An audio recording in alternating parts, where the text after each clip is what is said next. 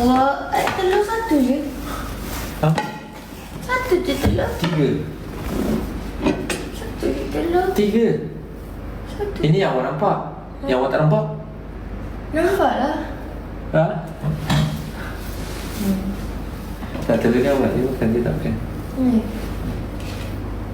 Oh, Mama gorengkan baby. Saya gorengkan baby telur. Telur dia.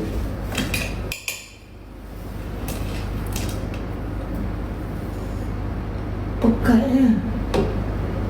Saya masak sendiri ke? Ya, masak sendiri. Buat sendiri. Pelajar. Masak sendiri? Ha.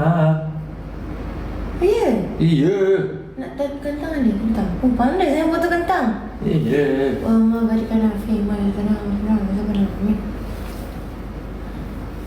Nasi pun saya pandai lah masak. Ha.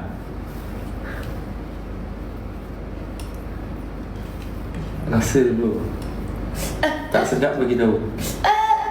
Slow-slow, panas.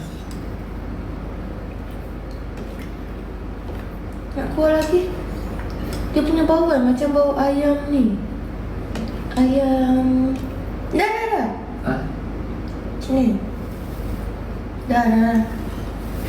Tahu tak? Ha?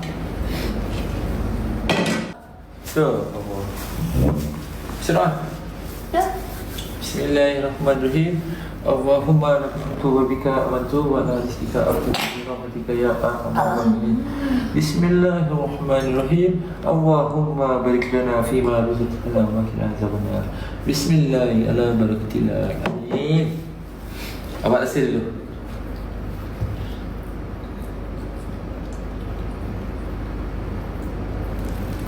Kenapa telur ni keras sangat? Terlebih sikit.